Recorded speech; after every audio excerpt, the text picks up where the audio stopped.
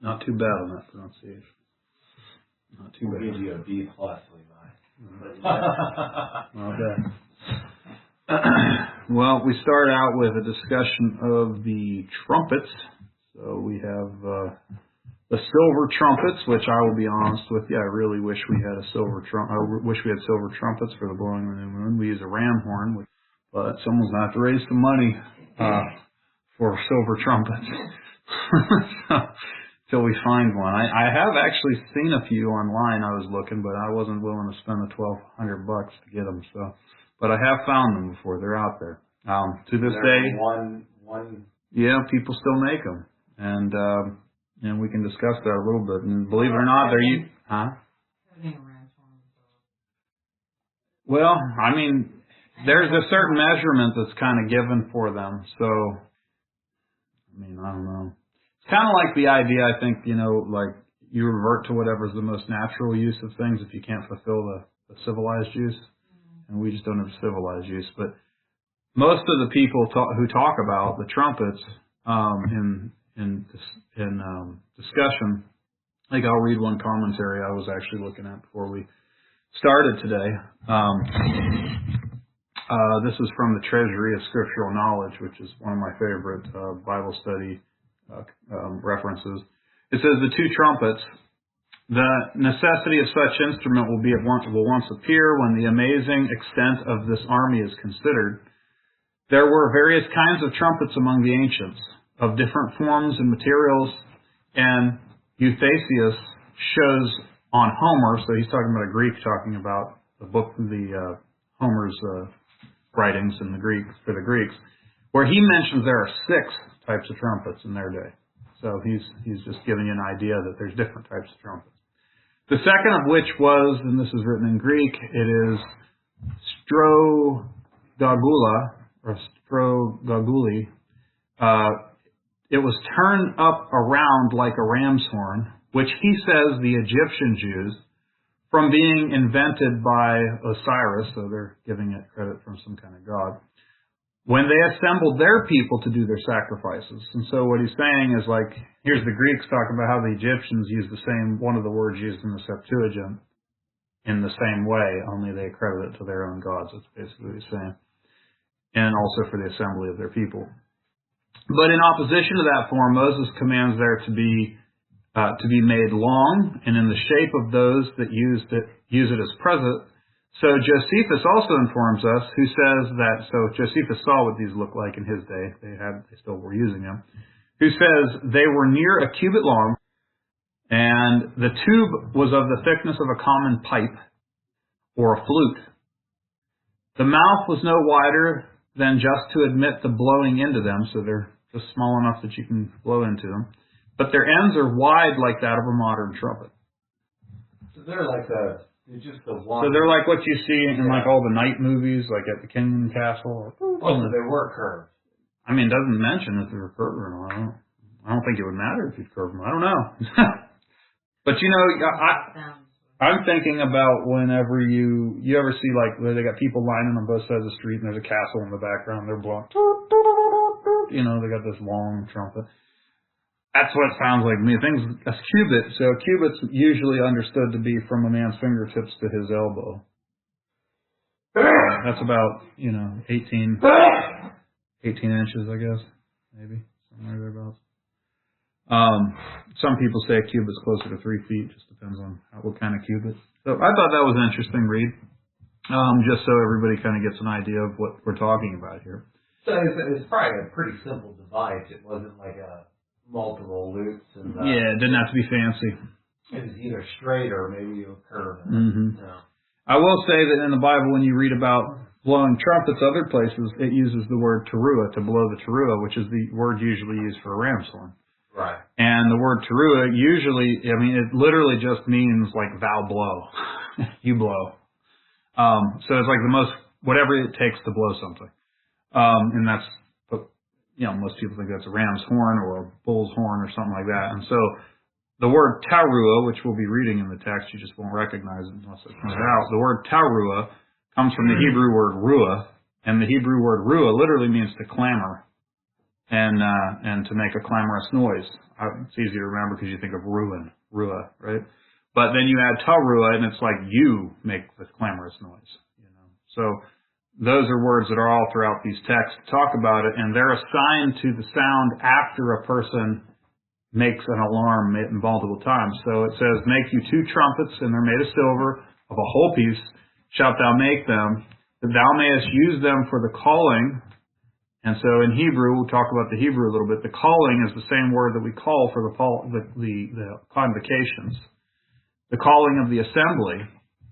And so those are all important things to understand. So the calling of the congregation or the calling of the assembly is the church gathering. So it's being used for that purpose. And for the journeyings of the camp. So it's used for multiple reasons, for celebration, for fighting, for calling of the assembly, and for journeying.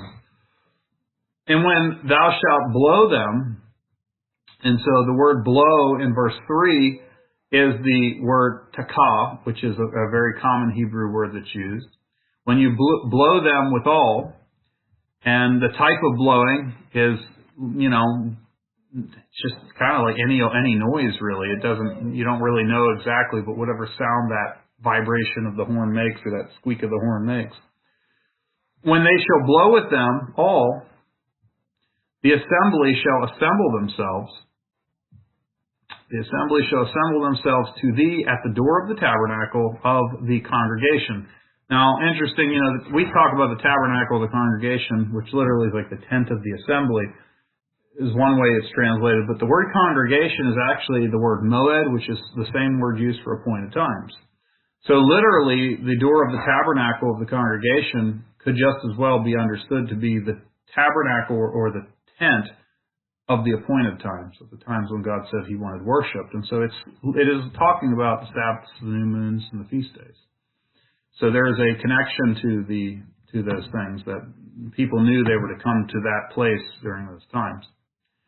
Verse 4 says, if they takah, with one trumpet, or just with one, then the princes, which are the heads of the thousands of Israel, will gather themselves together unto thee. So one single blast of the silver trumpets would call the highest heads of the people, right, the princes of thousands, to come together. So as many thousands in Israel you have, of the thousands, there's one bishop. And so remember, we're still reading the book of Numbers, so you must read the book of Numbers in the context of the numbering of the people. And this is now telling you why this is important, because these trumpets are being used to call together the congregation, all the numbered people in the church, in the assembly of Israel. And from them, certain people are going to appear. So there's certain commands. You're going to blow with one time, one single, and the heads of the thousands of Israel are going to gather themselves unto Moses or unto Aaron. And so that's one simple blow. When you blow an alarm, now there's our word teruah. When you blow an alarm, so at this point you are takah and a ruah, or a teruah rather. That's when the camps that lie on the east part will go forward. So now he's telling you how to command the army to march. So you have one blow that brings the people together, right? The bishops, the highest bishops are going to come together. And then there's another whole blow that's going to keep people coming, and they already know, apparently, there's a presupposition built into this that we start from the east and we move forward. So if you think about that, they're marching from that direction always. Every time they always know what to do when they hear the multiple trumpets. The teruah is being blown from the silver trumpet. When you blow an alarm, the second time, okay, so you have to blow it yet again, and once again, we're back to the takah of the teruah. A second time, then the camps that lie on the south side will take their journey. So think about it. I'm doing it my way, so I'll do it your way. East, south, west, and north, right? So when they call to go to war and they're going forward, from the east moves first in whatever direction they're going, and then from the south, and then from the east, and then from the north, they're all falling into order as they come together. And so they know a particular way in which they move when these alarms are being sent. So this is a way for decency and order to play out in the camp. The alarm, the trumpets are used for a specific decency and order.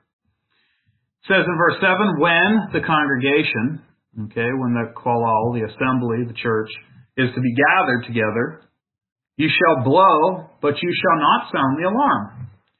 So you will make the one sound, but you will not sound the ruah. Now that word is not teruah, the sound that comes from other horns, but it is the sound just very simply of the ruah, the clamorous sound.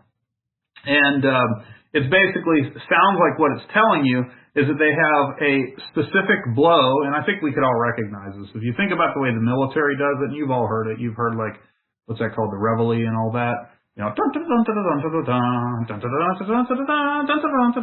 knew it's time to get going. Something's happening. We need to get into formation. And so, if you watch any military movies, they communicate with the trumpets. To this day, there's still an understanding of that. And why? They just use speakers.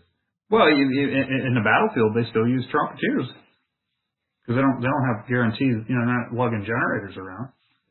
Those trumpets are loud. There was literally cavalry trumpeteersmen and guys assigned to that. I'm not 100% sure how the modern day military would orchestrate that because we don't fight battlefield battles like we used to. And that's probably the difference. We're more all guerrilla warfare these days. We're not like, hey, we're going to go meet you out on the battlefield. We're like skirmish here, skirmish there, fight here. But World War I, they were still doing it. World War II, they were still doing it. And I would say probably Vietnam was the last time, I don't think Vietnam they did it. They were using radio men by that point. And they were striking here, striking there, striking here, striking there. Afghanistan and all the wars since then, I don't think they really even meet people on the battlefield. But all the battlefield wars, even in America, were fought with trumpets. It's pretty interesting stuff. Man has always had a desire to go back to that, I guess, because of its usage. So it's always been interesting to me to look at this as how worship and the calling of the assembly together for worship and the military response to the same instrument, only different ways. And I've always, thought it was interesting. I preached several messages on this in the past. Is it the sound of war or is it the sound of joy? And it's always interesting because when you think about Moses and Joshua, the son of Nun, when they're up in the mountain receiving the Ten Commandments and coming down, and Moses is told by God the people are gone astray and they're committing whoredom with other gods now down there below the mount. Joshua says there's a noise of war in the camp. And Moses says that's not the noise of war, it's the noise of partying that you're hearing. And one man hears war, the other man heard partying. Really, in fact, it was both war against God. It was a party. It was a war against God. It was self-indulgence and things that God didn't ordain.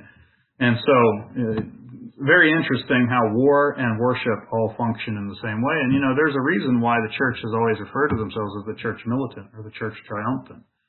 The Christianity has always recognized themselves as being a warrior people, as a soldiers of Christ. Onward Christian soldier, exactly. Yep.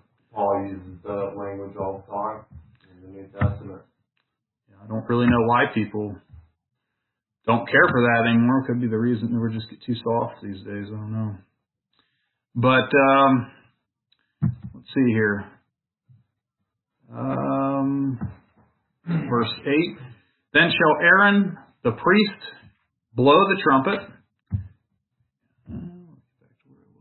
Aaron the priest shall blow the with the trumpets. And just for the record, the usual word for trumpet is not used in Hebrew either. It's actually the word katsosirah, if I'm pronouncing that right, katsosirah. And that is the word for the types of trumpets that are being used in this particular situation, the silver trumpets. It'll be for you for an ordinance forever throughout your generations. And so the use of the trumpet is something that God's people were to be using throughout their generations, apparently. And if you go to war in your land against the enemy, so this is talking about a defensive maneuver. Okay, so when someone attacks you in your own land, that's the defense. And they oppress you, then you will blow the alarm. You're going to blow that ruah. You're going to make the ruah sound, the clamorous sound, with the trumpets, and you will be remembered. Now, that word remembered is really important. That's your word zakar. That's the word I preach on pretty often. It's the word for remember. It's the word for memorial. It's the word used in the fourth commandment, remember the Sabbath. It's the word to be remembered before God. It's the word for a man. Zakar is the word for a male, a man. And there's a reason men are the ones who go to war and defend their country. And so there's a lot of poetic symbolism in that word that is really important for us to, I think, go and study. It's a good word to just get into a good, deep Hebrew Bible study on. You shall be remembered before the Lord, your God, Yahweh your God, and you shall be saved from before your enemies. And so the trumpet has a special significance to the Lord in battle. It symbolizes the people who are respectful towards God. They recognize He's their salvation, and He's the one that's going to save them at the end of the day. The man's not saved by his own strength, by horses or chariots, but by the name of the Lord. And so that is something that the trumpet also represents, memorializes to people. Any questions there before we move outside of the military aspect of the use of the trumpet and the gathering of the assembly? Anybody want to have any comments or thoughts? So what is your thoughts on where it says in verse 8 that the sons of Aaron, the priests, are the ones who have the job to blow the trumpets?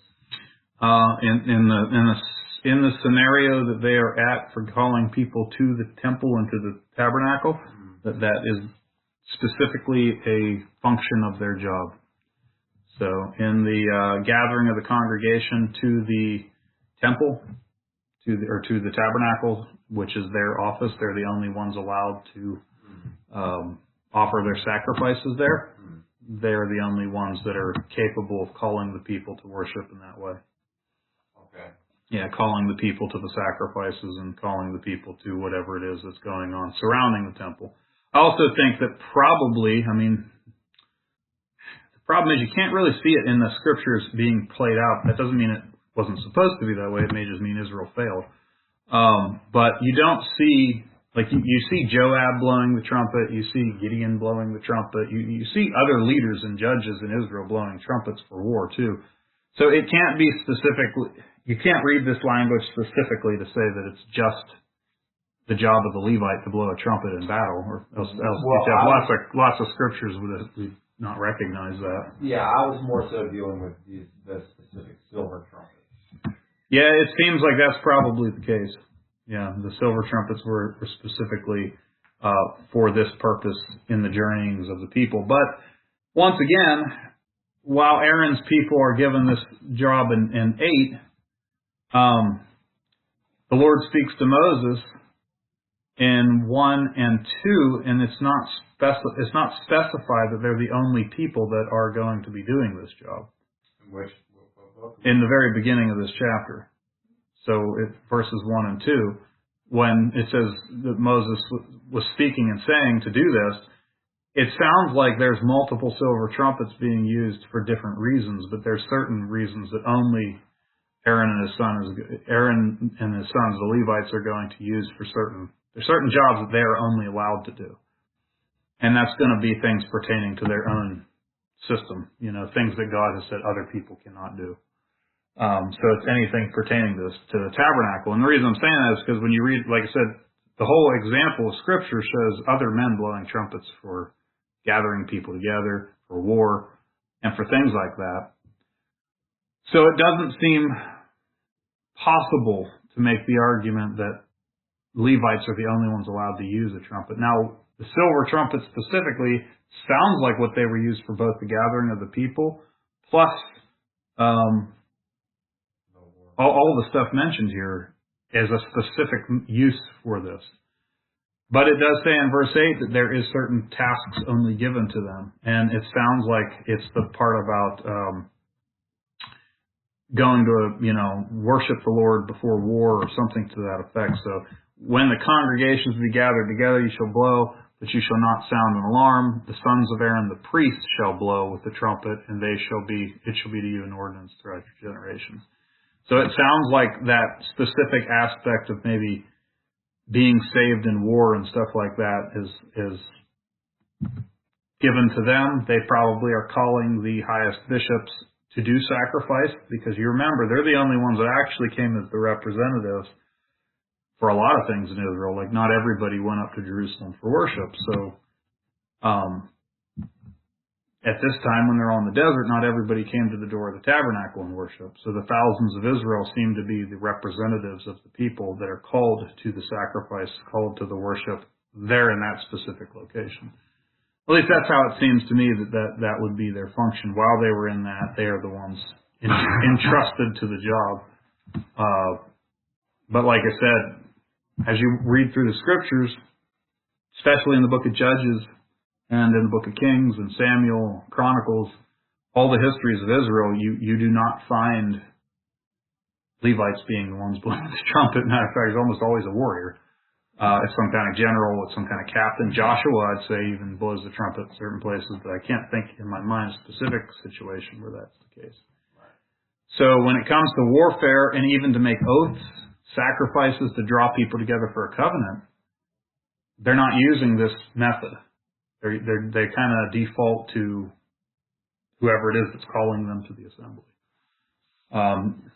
You might be able to make an argument and say, well, it's a matter of agency, principle and agency, which is what's called in law. So I suppose you could say something to the effect of, like, it says Gideon blew the trumpet, but he actually got himself a Levite to do the job for him. Like, I'm going to blow the trumpet. Come blow the trumpet for me. Right. So maybe that's how you could read it.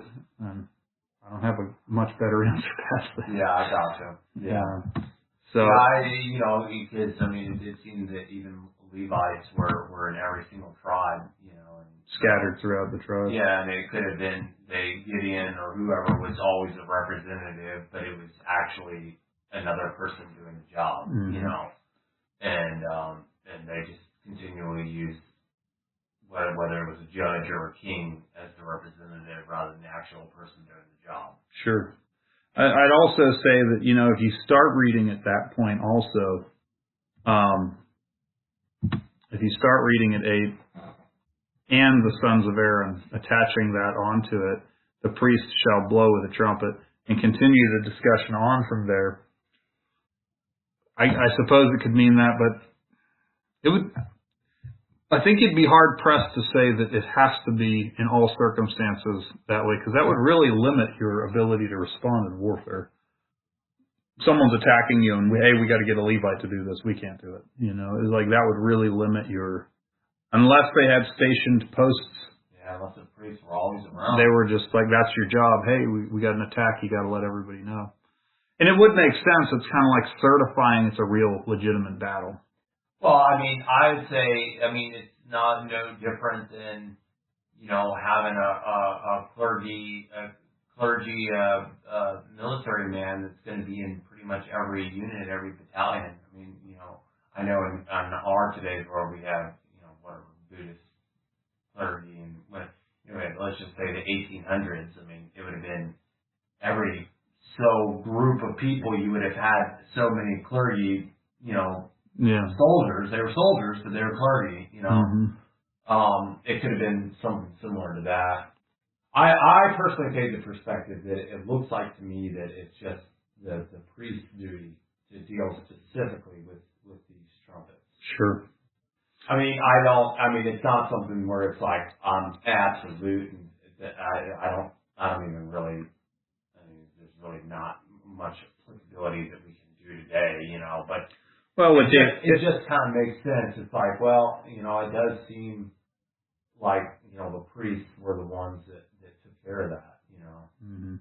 Yeah, I think the question would always default back to, before the priests were ordained to do the job, is there somebody who had the job prior? Does the father of the house or whatever, is he the one who's calling his people to worship, like you see Jacob doing when he goes to Bethel? And right. There's certain principles that are being now rolled into the priesthood model that were given to them, and that's some of what we discussed the last 2 Sabbaths actually, was this idea that the first Levi was taken instead of the firstborn.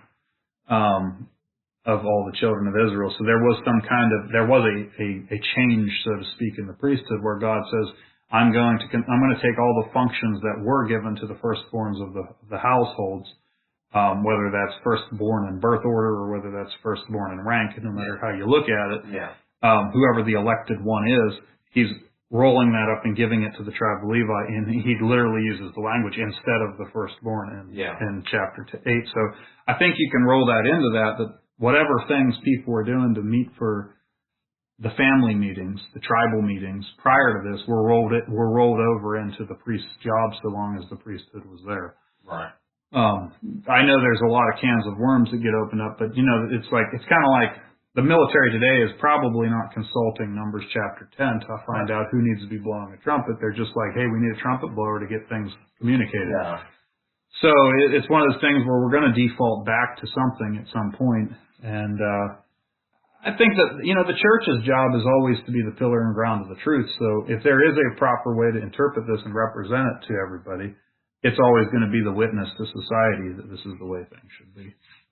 And so if there is a better answer, it'd be worth studying out for sure and having that answer. And so, for instance, in a modern day church, you may have what we call a music minister, right? We don't have enough musical inclined people, and the people who are musically inclined have children they take care of, so it's not exactly easy for us to do. But if you have music ministers, for instance, people that minister upon music, it doesn't break the law necessarily that Nephilim priests were the ones that made music in the temple, because we're not in the temple. Yeah.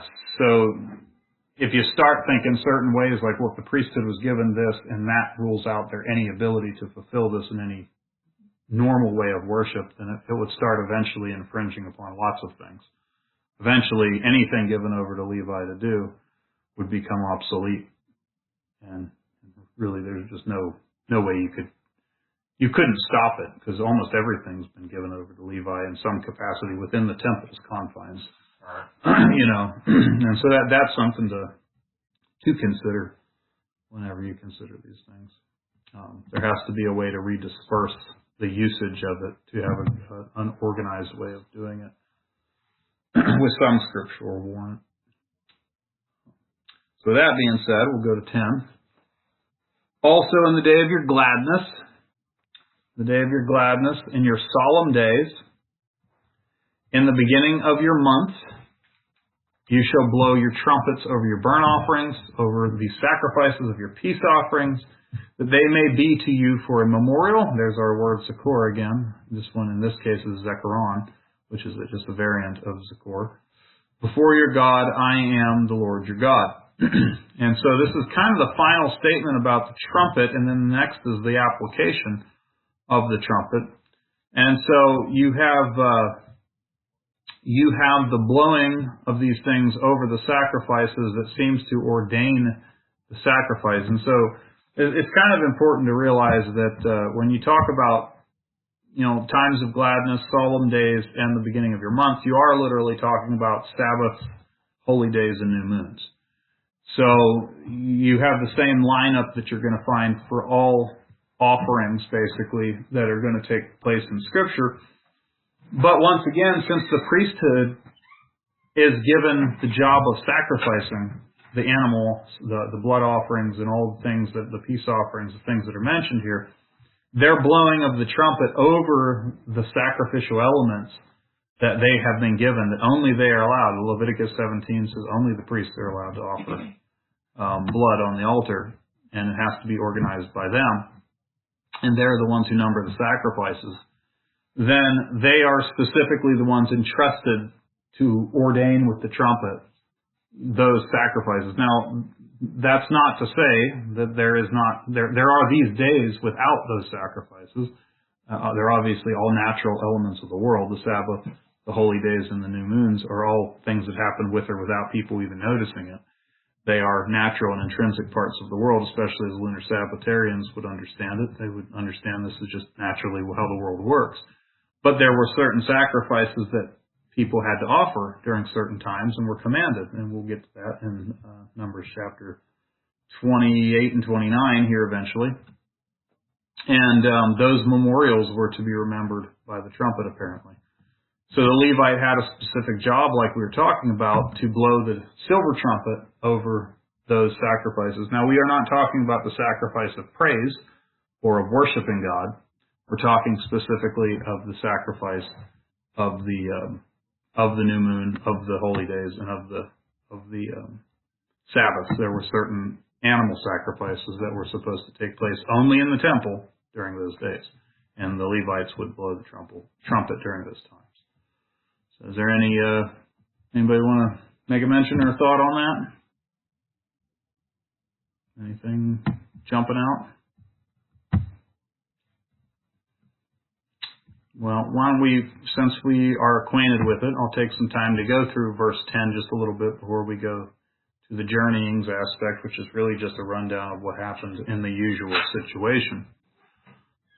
But we were actually just talking earlier, Christian and I were discussing Leviticus 23 in relationship to the Feast of Trumpets, as we call it. So if you go to Leviticus 23, we'll make a little tie-in here. Leviticus 23. And 15th day, 7th month. Gotta go back. And we will be in verse 24, 23-24. So speak unto the children of Israel, saying, in the 7th month, in the 1st day of the month, so that's the new moon, 1st day of the month, beginning of your month, shall be a Sabbath, a memorial of the blowing of trumpets, a holy convocation. And so you see that Numbers chapter 10 already made it so that every single new moon a trumpet was blown already. And so some people have raised the question of like, well, if the new moon is always sabbatical, why would it be named a Sabbath only for the 7th month? Well, you could ask the same question. If the trumpet was always blown on the new moon, why is the trumpet being told to be blown on the 7th new moon? And so the answer is that it is a memorial. It's a 7th new moon. It's a sabbatical new moon. It has a special 7th significance. It's kind of like your memory piece to remind you of what should be done regularly, you know. That's how I understand it. And the word memorial there that's used in 23, you also saw many times in Numbers 10. Zechariah and Zechor are the words used. And it literally says it's for the blowing of the teruah.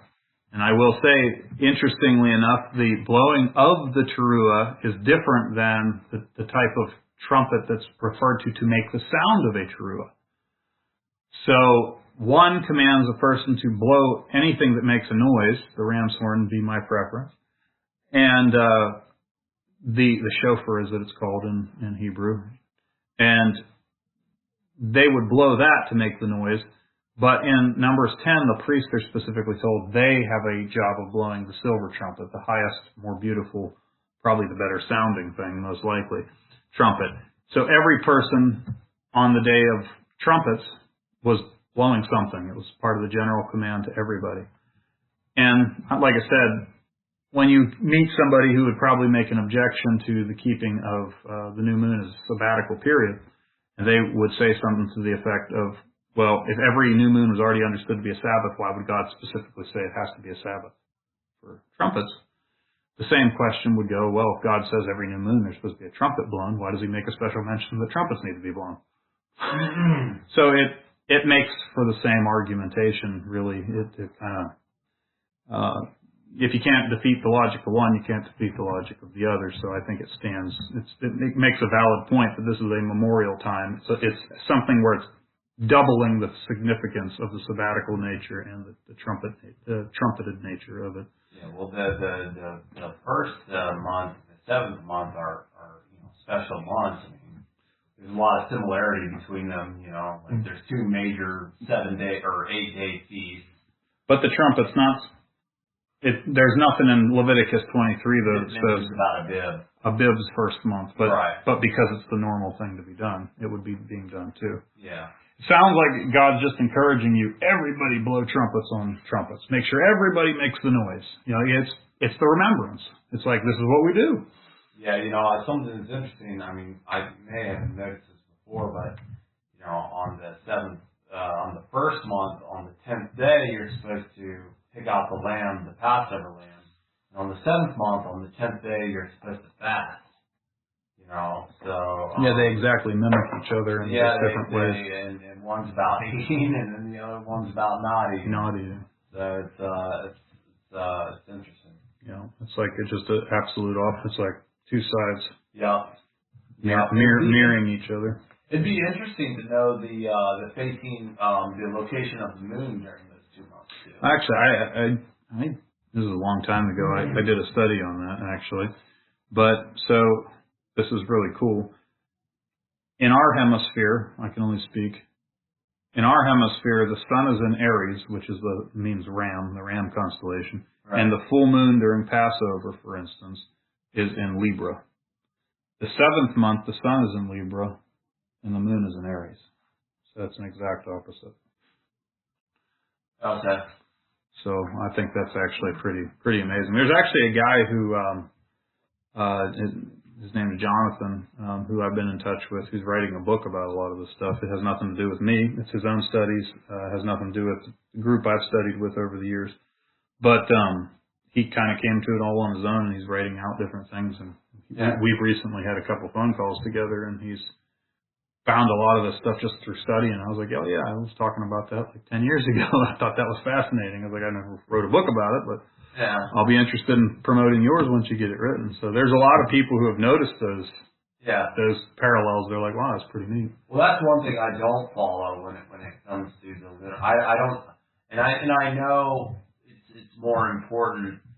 Like, it probably would have been more noticeable back in the day, because I mean, most of the time when I'm following the lunar calendar, I'm just looking at what the phase is, on the app, and then also look at the, I have them predated in my calendar app, so I just... Some apps actually have the star group the moon and the sun is in, though. Yeah. They will actually tell you.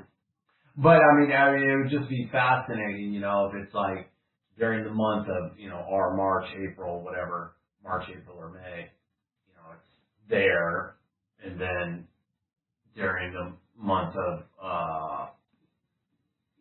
September, October, November, it's like there. Well, it is. It's a diametric opposite. Yeah. So where the sun is, the moon is, and then it switches for the 7th month. Okay.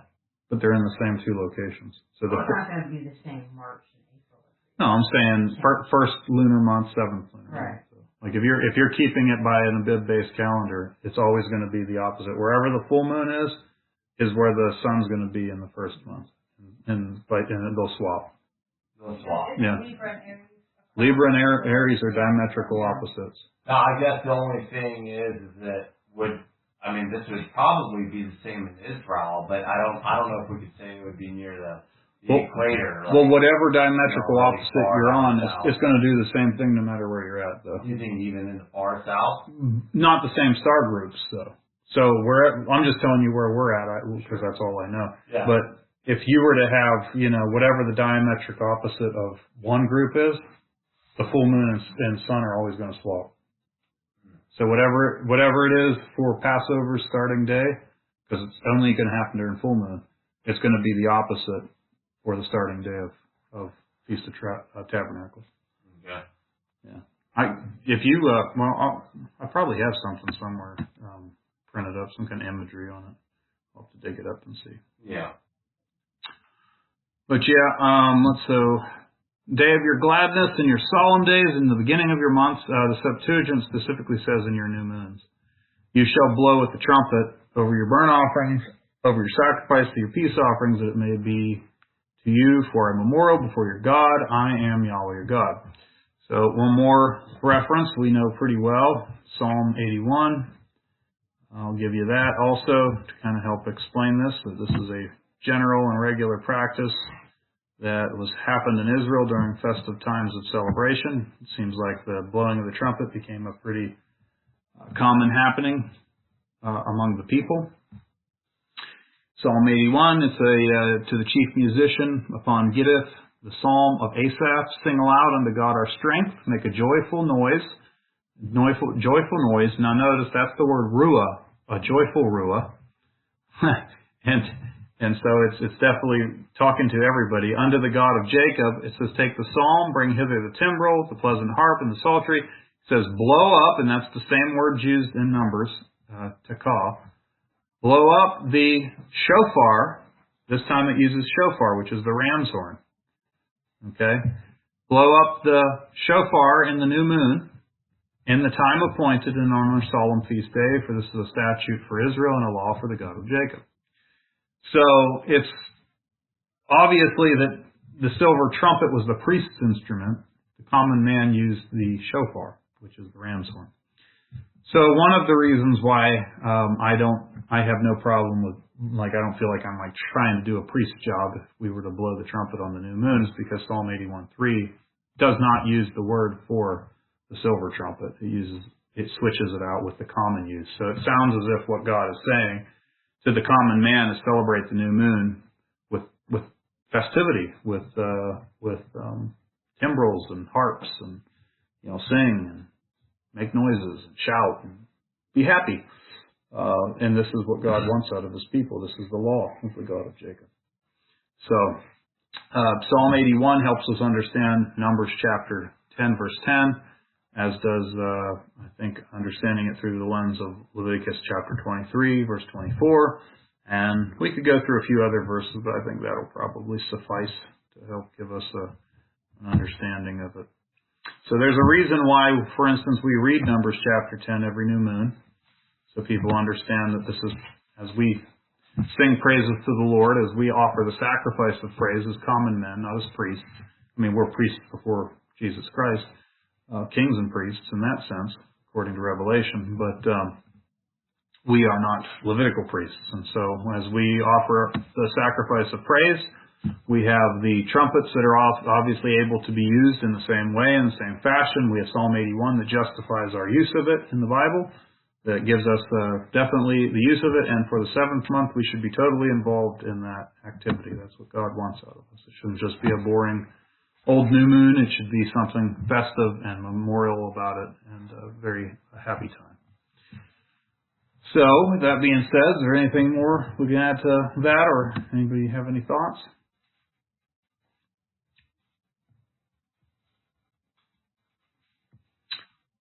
All right, well, verse 11, came to pass on the 20th day of the second month, in the second year, that the cloud was taken up from off the tabernacle of the testimony, and the children of Israel took their journeys out of the wilderness of Sinai, and the cloud rested in the wilderness of Paran. They first took their journey, according to the commandment of the Lord, by the hand of Moses. In the first place was the standard of the camp of Judah, and so on and so forth. And it goes through all of these people. Now, why is this something that we should probably consider? Well, it's just simply giving us the application of how the people followed the words of the Lord. So God gave them a certain command on how to pitch the tent in Numbers. Up to this point, we read all this stuff about whose job it was in Levi to do certain things in the tabernacle. Now we're talking about how to organize this great multitude, this huge army of people that we have. And it's telling us that they're going to follow the Word of God. They're going to do what He tells them to do. And they do it according to their families, their standards, and their ancestral heads. It's pretty interesting, actually, when you consider the word standard, which is the Hebrew word degel. It literally is a family crest. It's a banner. It's a family standard of their camp, of the children of Israel, of Judah. And you have to go and read the blessings and the cursings of the law. I'm sorry. I don't know why I said that.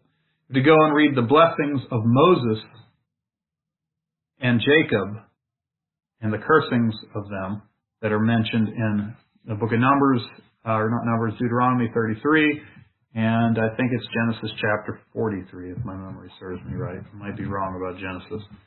But there's animal standards that are given to the sons of Jacob, and that they are their symbolisms. And so there is historical records where people of ancient times have talked about what the standards of those people were. I think Josephus and Philo both talk about them, and they do correspond, interestingly enough, with the 12 signs of the zodiac. And so there are different ways to view the stars, obviously. You're just playing connect the dots after all. But a lot of them are the same. And so, Judah has a lion. Issachar, he has a symbol of an ass. And there are certain peoples in Europe that only use these symbolism animals for their family crests and their coats of arms. And so one way people have used to try to trace their tribal lineage is using heraldry. There was a book written by, let me think of what his name was. He has a 3-name name. Richard Kelly Hoskins. And he wrote a book that had a whole section devoted to looking at tribal heritage through using coats of arms in cities, towns, families, and where you come from, and how these symbols have been very anciently handed down in Europe, that they're huge parts, and we are the only people really that have this tradition that represents the Bible. So in the Bible, you have family groups that use this one symbol animal, and they may add stuff around that. So you have your coat of arms and your heraldry symbol, your crest, but that all circles around this one animal or these few animal groups that kind of embody who you are anciently. And in Europe, we still use that today, and there's books of heraldry that have been around for thousands of years that have been recopied, and standards that have been recopied that you can study and kind of come up with ideas on and understandings. And it really helps you understand how scattered the tribes would have been if they indeed went to Europe. It's like you can't just simply say Germany's this country and England's that country. It doesn't work like that. That's kind of nonsensical. But that different families of different tribes would have settled in different ways, and they brought their standards with them to represent who they are. And so, Judah's a lion. Issachar is usually represented as an ass. It's interesting, only Slavonic countries, Polish, Czech, those types of people use the ass in their heraldry. I mean, donkeys aren't exactly something you want to keep in your heraldry, I guess, unless you have a strong family tie to it. It's like, well, I guess that's what they gave us. I don't have the right to just change it. I don't think I'd keep it. Stubborn animals aren't exactly your best thing, but if you ever met a Polak, you'll know what it means. They're stubborn. I've got a lot of good Polish friends. They're all stubborn. Zebulun is represented by a ship usually, and there's other symbolisms connected to Zebulun's heraldry. You've got all of the Levitical symbology, which is vast and varied. You have cherubims, which are griffins, that are usually used. You have all different types of candlestick heraldries and different things that are related to the tribe of Levi. Reuben is said to be a man, right? So the standard of the camp of Reuben that is mentioned here is actually a symbol of a man. And these are the 4 symbols found in the book of Revelations. The 4 chief symbols is Judah, Joseph, Reuben, and Dan. Those are the north, south, east, and west. And then they gang up with 2 other guys, and they represent a house. This is why you have the house of Judah that also is Levi and Benjamin.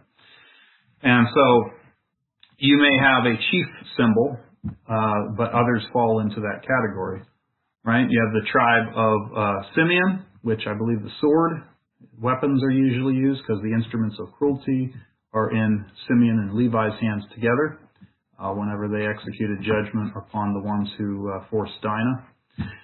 So Jacob gave them that symbol. Over the host of the tribe of the children of Gad. Gad means literally an army, and so a lot of times different soldieries are used for the tribe of Gad. You got the Kohathites that then go forward. The Kohathites bore the ark, so you will have lots of symbolic imagery of things that represent the holy place, the most holy place. And it is fascinating you find that stuff in the heraldry of European people, that they've adopted that. The standard of the camp of the children of Ephraim. Ephraim has one of the chief animals also. You got Judah, Reuben, Ephraim. Ephraim is another chief animal. And when he sets forward, he's going to be bearing an ox, a calf, a bull, bullock, a unicorn, or a rhinoceros. We've turned that somehow into a horse with a horn on its head. Don't ask me how we got that way. There is no such animal, so most people say it's supposed to be a rhino. But ancient heraldry shows this creature that looks like a horse with a horn sticking out of its nose. So most people say that it was probably what happened is, and it's proof that the English people, British people came from the Middle East, is they used to know what a rhino was. When you don't see rhinos every day anymore, but you've got the symbol animal in your heraldry, you're like, what the heck is that? And so you're like, it's a horse with a horn on its head, I think. And so eventually it turns from being a rhino, which you knew what that was because you saw one, and to, I don't know what that is, but I know it's got one horn.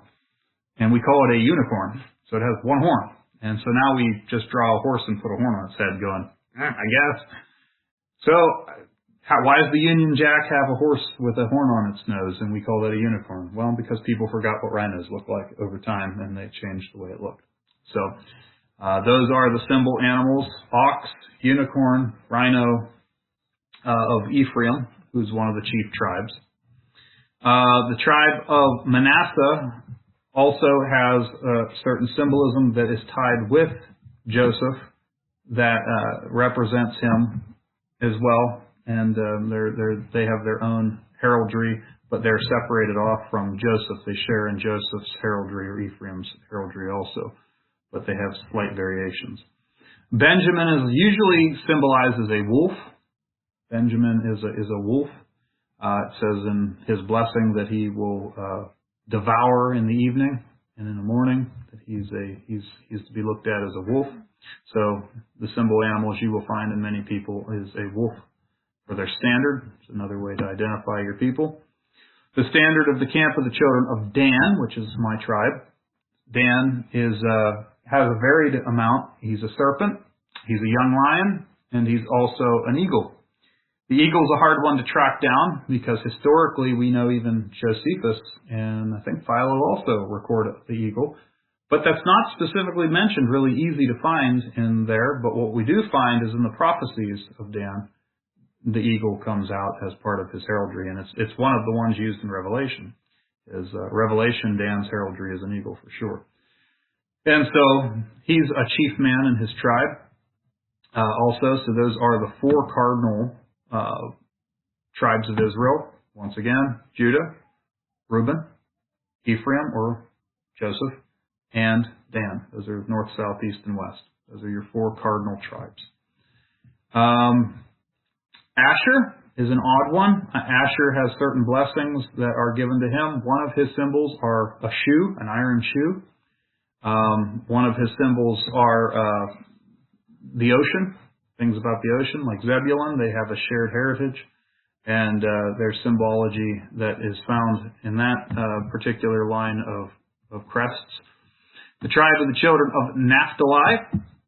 Most people identify Naphtali with various different elements in the West, and he has his own symbol animals as well. And I can't remember off the top of my head exactly what Naphtali's symbol is. Can anybody remember? Maybe I should just make sure you're all paying attention. No? Let me go to Genesis real quick and I'll get it.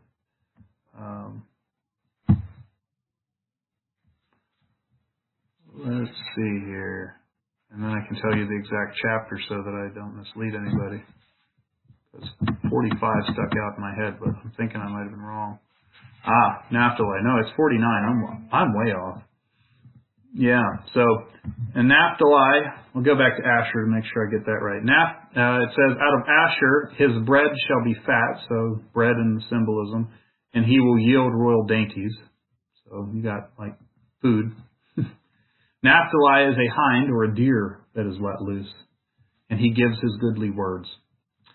And so there you go. You have Naphtali symbol is a deer, and you'll see that pretty often. Jägermeister. I think a lot of German cities use the deer. That's pretty neat. So there's some stuff there. Yeah, if anybody wants to add anything as we go through this, it would be beneficial because I'm just running off of memory right now, so I can go back and read them. I could just go through it real quick since that's kind of where we went. Judah, the scepter will not depart from Judah, the lawgiver from between his feet until Shiloh come. To him shall be the gathering of the people. He will bind his foal. foal as a young horse unto a vine, and his ass's colt unto his choice vine, washing his garments in wine, his clothes in the blood of grapes. His eyes will be red with wine, and his teeth white with milk. Zebulun shall dwell in the haven of the sea, and he shall be for the haven of ships. So that's why I was saying ships are oftentimes, seashores are symbols for Zebulun. His border will be unto Zidon. Issachar is a strong ass, couching down between two burdens. He saw that rest was good. In the land that was pleasant, he bowed his shoulder to bear, and he came a servant unto tribute. Interesting to that whole thing there, that whole thing about Issachar, like the idea that the Slavs are representative of that people. The word Slav literally can translate as slave. Some people might not like that, but he's crouching between two burdens, and it says his rest is good, the land is pleasant, he bows his shoulders, he bears the burden, becomes the servant and the tribute. So I'm just saying. If you look at the history of the Slavonic peoples, you'll probably understand that a little bit more. Dan shall judge his people as one of the tribes of Israel. Dan shall be a serpent by the way, an adder in his path, that bites his horse and heels, so that his rider shall fall backwards. So all that symbolism is there. The language in 49 is very interesting. It says, I have waited for thy salvation, O Lord. And everybody knows the prophecy out of Isaiah. It says, they that wait upon the Lord shall be renewed with the wings of eagles.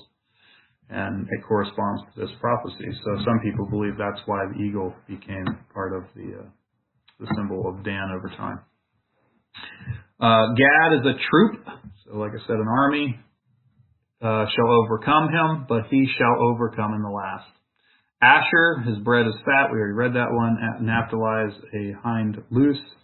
Joseph is a fruitful bough by the well, whose branches run over the wall. The archers have sorely grieved him and shot at him and hated him.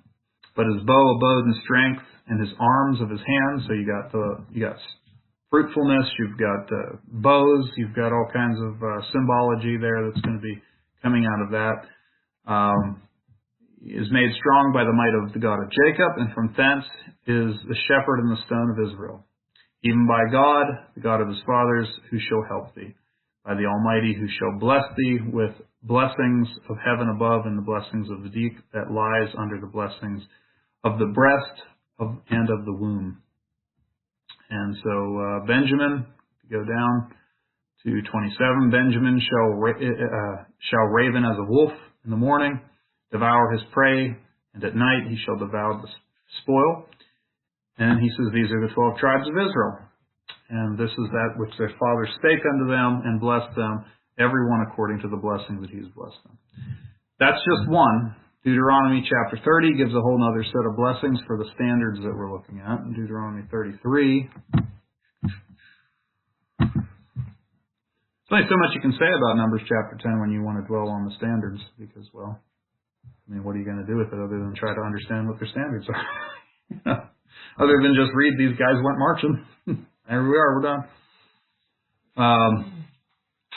Deuteronomy 33 says, this is the blessing wherewith Moses, the man of God, blessed the children of Israel before his death. And we did study this section not very long ago. He loves his people. All of his saints are in his hand. They sit down at his feet. They receive his words. Moses commanded us a law, the inheritance of the congregation of Jacob. For he was king in Jeshurun when the heads of the people and the tribes of Israel were gathered together. Let Reuben live and not die, and let his men be a few. So his symbolism is a man.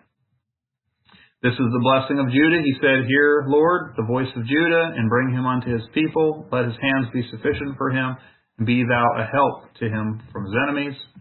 Of Levi, he said, let thy Thummim and thy Urim, which could be translated thy light and thy glory, be with the Holy One, whom thou didst prove at Massa, and with whom thou didst strive at the waters of Meribah, who said unto his father and his mother, I have not seen him, neither did I acknowledge his brethren, nor knew his own children, for they have observed thy word, and they have kept thy covenant. They shall, talk about Levi, they shall teach Jacob thy judgments, and Israel thy laws, and shall put incense before thee, and whole burnt sacrifices upon the altar. Benjamin, he said, is the beloved of the Lord. He will dwell in safety by him, and the Lord shall cover him with all the day long, and he shall dwell between his shoulders. Joseph, he said, blessed be the Lord. be his land and his precious things of heaven, for the dew and for the deep that couches beneath, and for the precious fruits brought forth by the sun. You can see some parallels in here. Some are a little different. The precious things put forth by the moon, for the chief things of the ancient mountains, for the precious things of the lasting hills, for the precious things of the earth, the fullness thereof, and the goodwill of him that dwelt in the bush. Let the blessings come upon the head of Joseph, and upon the top of the head of him that was separated from his brethren. His glory is the glory of the firstling of a bullock. His horns are like the horns of a unicorn. So there you have it.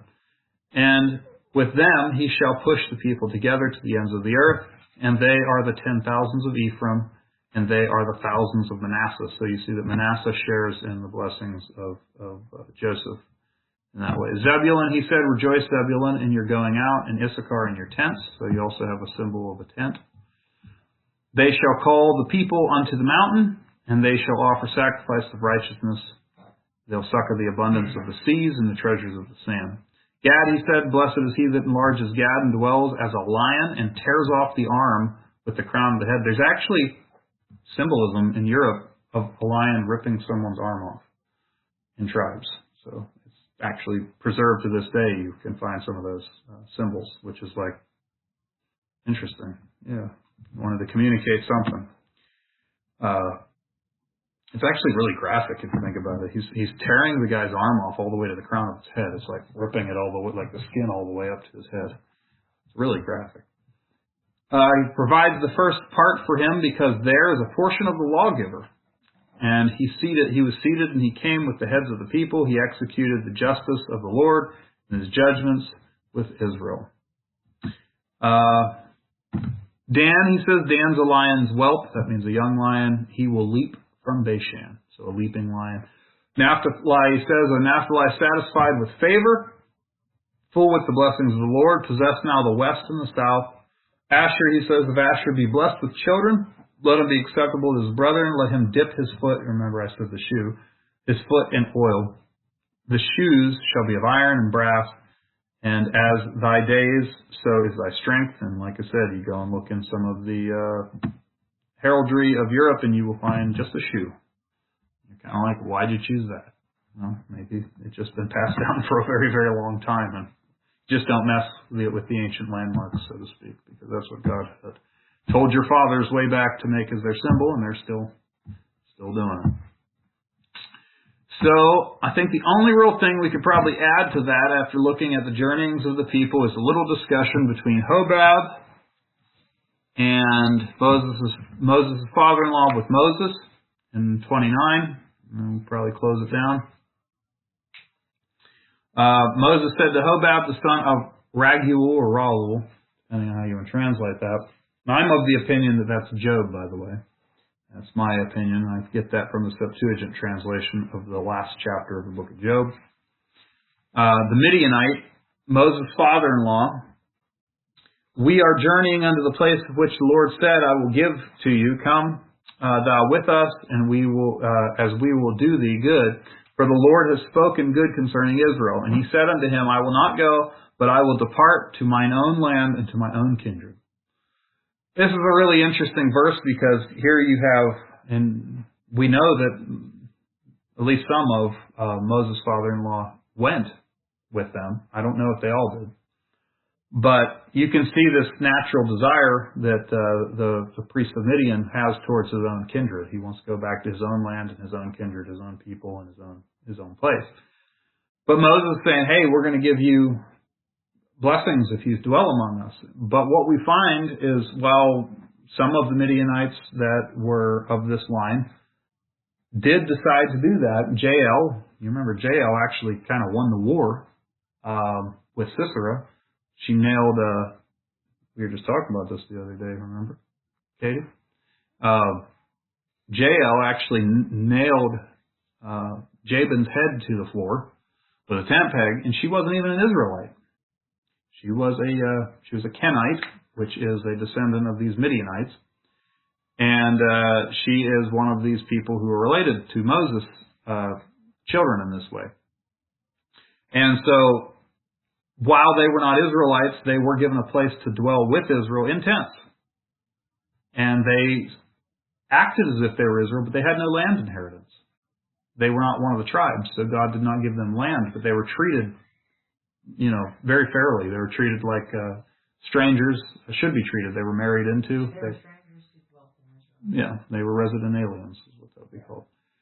But they were not of another race. They were of Midian. They were Hebrews, because anybody who comes from Abraham's a Hebrew. Midian is the son of Abraham through Keturah.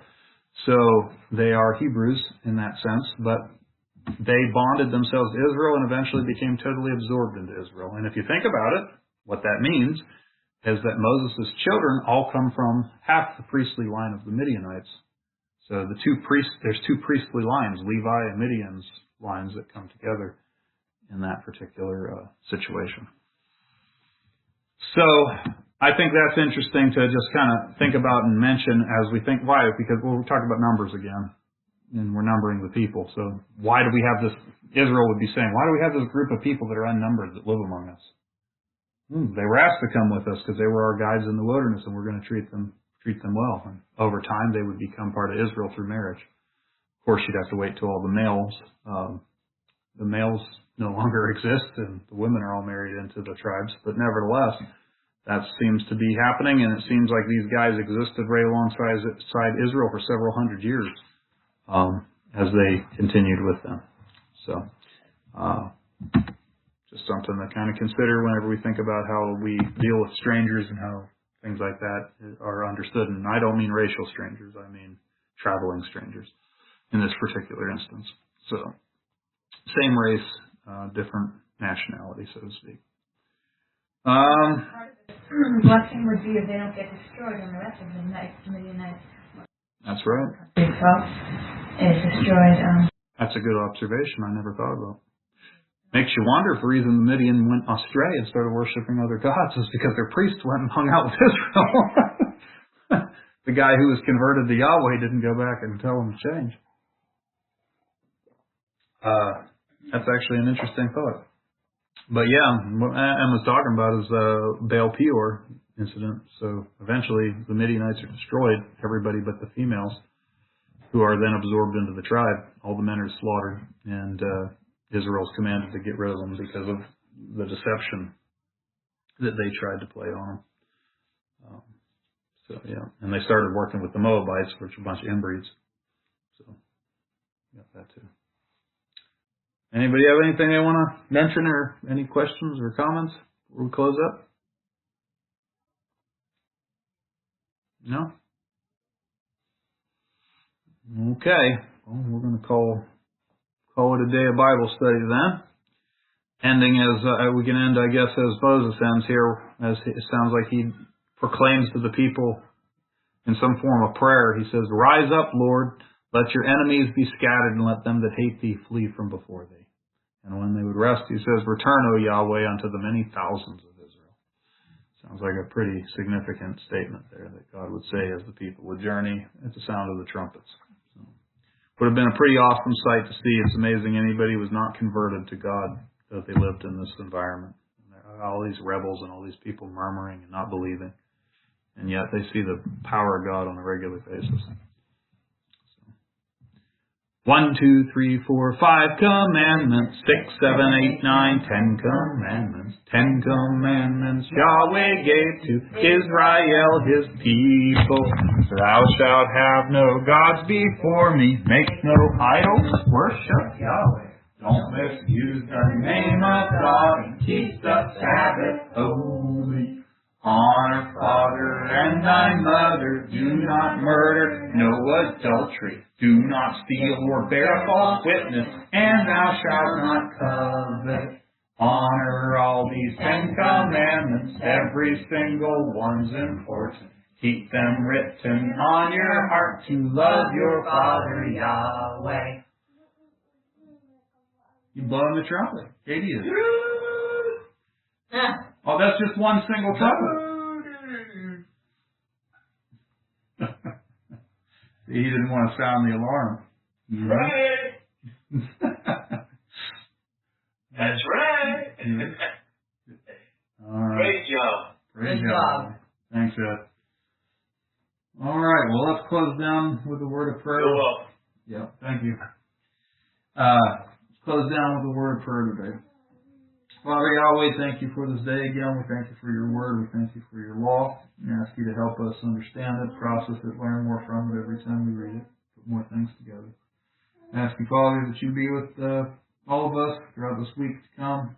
The work week comes on, and we continue to move into that part of the month. We ask, Father, that you would be with all the babies that are being born to our church and the women here, a special hedge of protection about them, nourishment and strength and wisdom on how to proceed. Be with both Marie and Carrie.